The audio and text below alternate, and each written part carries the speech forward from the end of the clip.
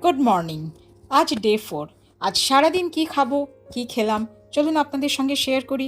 ব্রেকফাস্টে আছে অঙ্কুরিত ছোলা, চিড়ে ভাজা, শশা, লাল আলু সিদ্ধ, সঙ্গে ধুমায়িত কফি।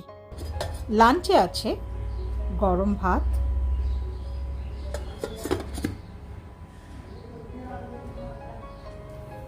স্যালাড, এটা তো আমার চাই,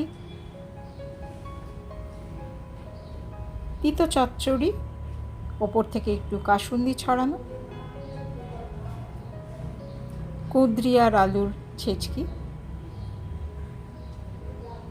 পটল ভাজা, আলু পটল পনিরের ডালনা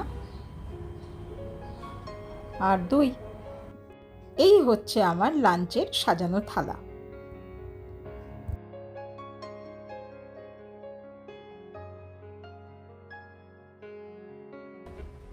খাওয়া দাওয়াটা জানেন তো আমাদের দৈনন্দিন জীবনের একটা অঙ্গ।